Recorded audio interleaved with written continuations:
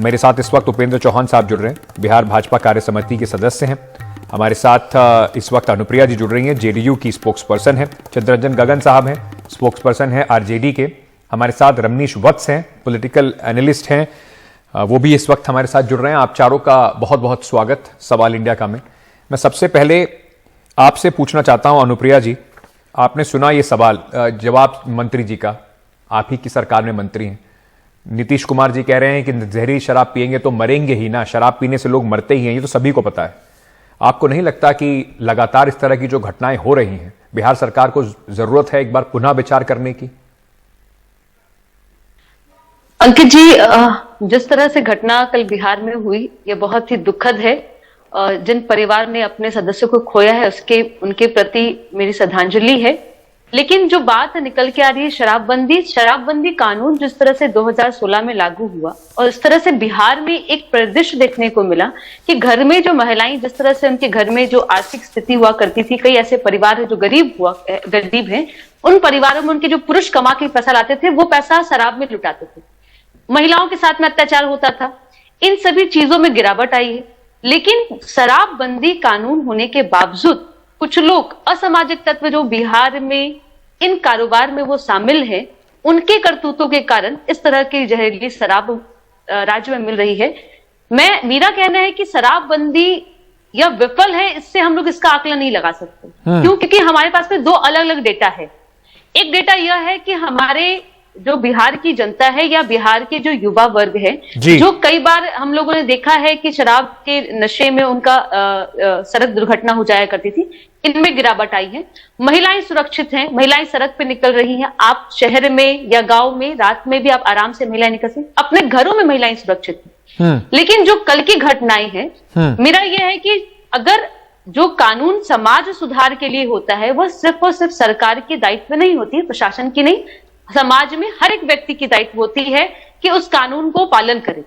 अगर हमारे प्रदेश में शराबबंदी है और उसके बावजूद अगर शराब मिल रहा है, इसका अर्थ यह है कि शराबबंदी कानून में यह जितने शराब हो बाहर से आ नहीं पा रहा है। अनुप्रिया जी, लोग जो है इसको मिलके बना रहे हैं, वो एक जहरीली शराब है और उसका सेवन प्रदेश की रोकने की जिम्मेदारी भी सरकार की है। और ऐसे कम से कम मैं आपको कम से कम फहरिस्त गिनवा देता हूं एग्जाम्पल्स की, जहां पर पुलिस वाले इस काम में संलिप्त पाए गए। आप कह रही हैं गरीबों के लिए बहुत मदद हुई है, शायद हुई होगी, लेकिन बिहार के अंदर जो शराब पी रहा है वो महंगी शराब लेकर पी रहा है। मैं चुनाव भी कवर करने गया था, कई दिन बिहार में रुका, सब जगह जाकर महिलाएं भी यही कह रही थी कि इससे अच्छा तो हटा ही दें शराबबंदी, क्योंकि घर में पहले जो आदमी 100 रुपए की शराब पी रहा था वो 500 रुपए की शराब पी रहा है। आपने कहा महिलाओं के खिलाफ जो है जो क्राइम है वो कम हो गया है। मैं आपको एनसीआरबी का 2021 का डेटा पढ़ के बताता हूं। बिहार का 16.8% राइज हुआ है बिहार के अंदर 2020 से 2021 के बीच में महिलाओं के खिलाफ जो कानून अपराध हैं उनमें जो दर्ज हुए हैं बिहार के अंदर।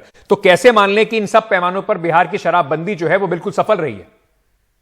अंकित जी, एनसीआरबी का आपने जिक्र किया, मैं उनका ही रिपोर्ट मैं आपको एक बार बता दूं कि जिस तरह से जो घटनाएं, जहरीली शराब की घटनाएं हैं, 2017 में हमारे बिहार में यह लागू हुई। 2017 से 2020 की अगर मैं एनसीआरबी की मैं रिपोर्ट को मैं आपको बताऊं कि देश में जिस तरह की नकली शराब की जो सेवन की जो मामला आई है, वो 2017 का है 1447 जो है, और इसमें मौतें 1510 हुई हैं, जिसमें सबसे ज्यादा मौतें कर्नाटक में हुई हैं। उसके बाद मध्य प्रदेश में 216, आंध्र प्रदेश में 183। डेटा बहुत सारे हैं। अब 2020 की मैं बात कर लूं कि इंसिडेंट जो ये इस तरह के एनसीआरबी की आप डेटा की बात कर रहे हैं, सबसे ज्यादा मौतें 214 जो है वह एमपी में हुई है। नहीं तो गिरावट हुई है, शराब बिल्कुल गिरावट हुई होगी, लेकिन आप क्या ये आंकड़े, वो जो 40 लोग मारे गए उनके परिवार, उनको सांत्वना दे देंगे? सरकार ये कह के अपने पीछे छुड़ा लेगी कि बाकी राज्यों में ज्यादा लोग मर रहे हैं? अंकित जी, जब समाज के सुधार की, बदलाव की जब बात होती है, कई ऐसे कानून हमारे भारत में हैं, दहेज प्रथा के खिलाफ, महिलाओं SC/ST एक्ट लागू, लेकिन क्या कोई भी सरकार, कोई भी 100% गारंटी नहीं ले सकती कि यह बंद हो सकता है? कई कानून होने के बावजूद गारंटी नहीं ली जा सकती इसकी। उपेंद्र चौहान जी, कानून है, सरकार कोशिश कर रही है, कह रहे हैं रिजल्ट भी आ रहे हैं। अब इस तरह की घटनाएं तो होती रहती है। मुख्यमंत्री जी तो ये कह रहे थे, आप भी सर्वसम्मति से इस लॉ को पास कराने में भारतीय जनता पार्टी भी साथ में थी, क्योंकि आज आप ऑपोजिशन में हैं, इसलिए आप इतना हो हल्ला मचा रहे हैं। देखिए अंकित जी, बिहार में शराब का धंधा एक उद्योग का रूप ले चुका है और इस उद्योग में सत्ताधारी दल के लोग मशगूल हैं, पूरी तरह कंठ तक शामिल हैं और उन्हीं के कारण शराब बाहर से आती है वह भी नहीं रुक पा रही है, जो यहाँ बनाई जाती है अवैध रूप से वो भी नहीं रुक पाती है। संरक्षण सरकार देती है, पुलिस देती है। पुलिस एक सिपाही की जो आमदनी थी उससे वो साइकिल पर चलता था, बहुत तो मोटरसाइकिल पर चलता था, आज पुलिस वाला सामान्य पुलिस भी स्कॉर्पियो पर चल रही है। तो दारोगा और इंस्पेक्टर और डीएसपी की बात आप सोच सकते हैं, एक एक डीएसपी या दारोगा 10-10, 20-20 करोड़ का आदमी हो गया। किस तरह से आदमी हो गया? सारा पैसा ये दारूबंदी का है जी। दारू उपेंद्र जी, उद्योग में पुलिस पूरी तरह से शामिल है। क्या नीतीश कुमार 2016 से 22 की अगर बात करें सर, ये आप बता रहे हैं, बड़ी गंभीर बात बता रहे हैं आप, बड़ी गंभीर बात बता रहे हैं कि किस तरीके से बिहार में, सर आप बड़ी गंभीर बात बता रहे हैं किस तरीके से बिहार में पूरा उद्योग बन गया है। पुलिस वाले आप कह रहे हैं कि इसमें संलिप्त हैं, सत्ता का संरक्षण है। सर 2016 से लेकर 22 की अगर बात करूं तो उसमें से मेजॉरिटी जो है अभी चंद महीने पहले तक आप ही सरकार में थे, तो तब क्या ये उद्योग बिल्कुल कम था? पिछले 4-5 महीने में ही इतना बड़ा उद्योग बन गया है कि बिहार में ऐसा आतंक मच गया है? नहीं, उस समय भी उद्योग था लेकिन थोड़ा सा था, अब बहुत बड़े पैमाने पर हो गया। अच्छा। और इसमें समझिए कि सत्ताधारी दल के कुछ और लोग ज्यादा सक्रिय हो गए, इसलिए हो गया। पहले केवल जेडीयू के लोग सक्रिय थे, अब राजद के भी लोग सक्रिय हो गए इसमें। अच्छा। और पुलिस का संरक्षण, इतनी घटनाएं हो रही हैं शराब से मरने वालों की, ठीक है, और भाजपा नीतीश कुमार जी से मांग रही है इस्तीफे। लेकिन रंजन गगन जी, आप सुन रहे हैं क्या बता रहे थे चौहान साहब कि आप लोगों के आने के बाद से ये घटनाएं और बढ़ती जा रही हैं और सिस्टमैटिक तरीके से जो संरक्षण है वो मिल रहा है। मैं चुनाव में जब बिहार में हो रहे थे 2020 में, मैं तब गया था, तो बार बार कई रैलियों में इस तरह की बात होती थी, तेजस्वी जी की बात भी होती थी कि पुनर्विचार करेंगे जो शराबबंदी है उसके ऊपर। अब आप सरकार में हैं तो क्या इस पे कुछ पुनर्विचार होने वाला है?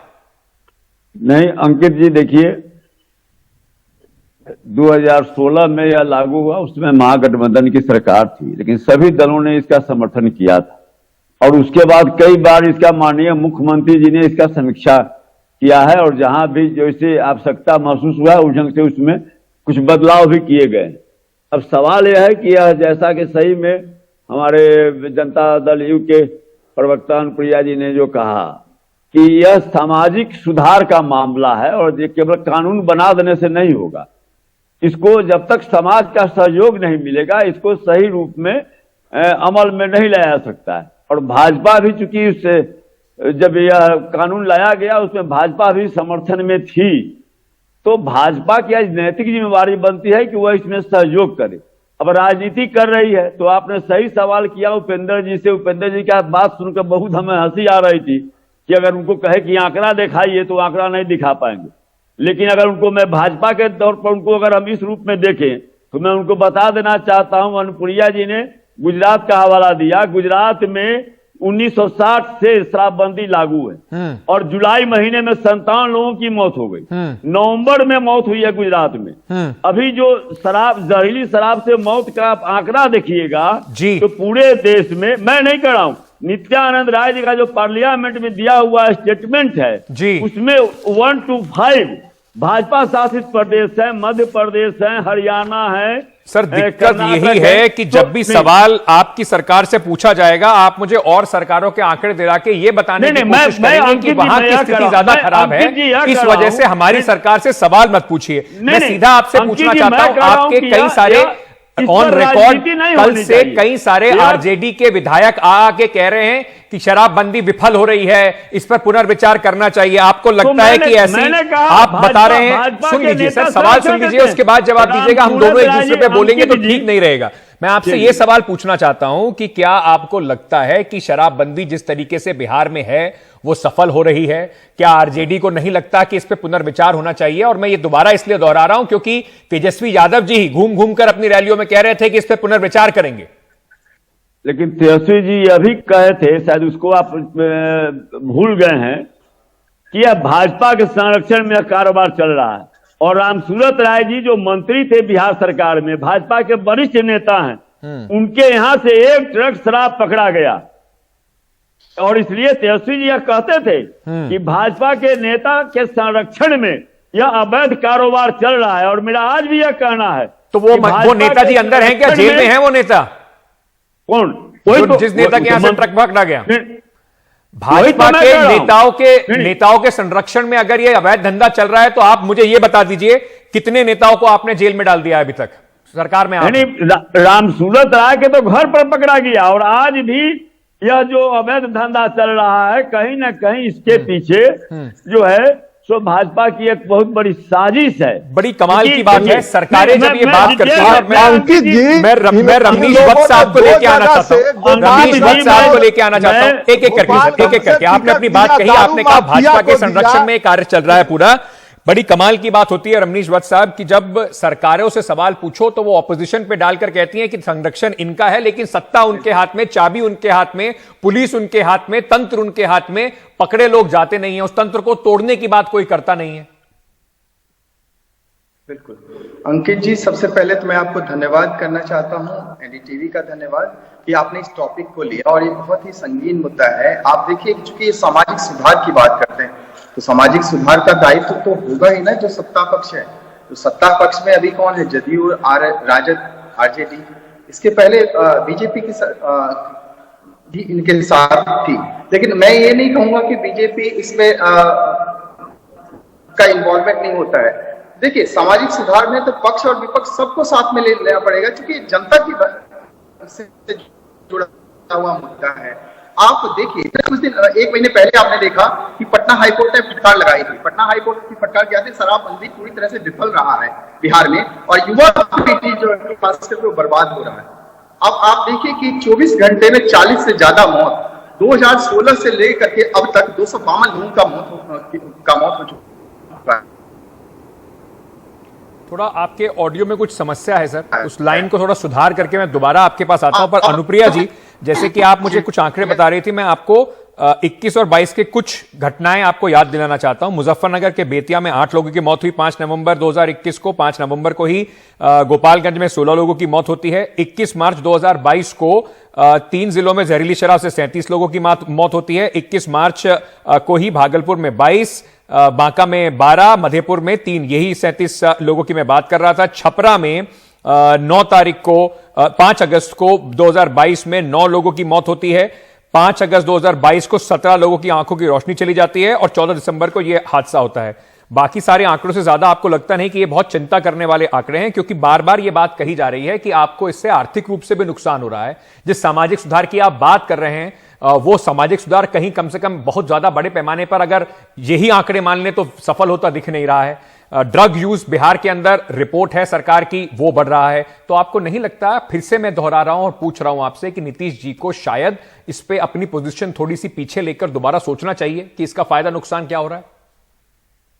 अंकित जी, आपने जो डेटा बताया वो बिहार की आप डेटा की बात करते, अलग अलग जिला की बात कर रहे थे। मैंने आपको 2020 के पूरे देश की डेटा की मैंने बात की थी कि मध्य प्रदेश में 214 लोगों की मौत हुई है। 2020 का रिपोर्ट है, ठीक है।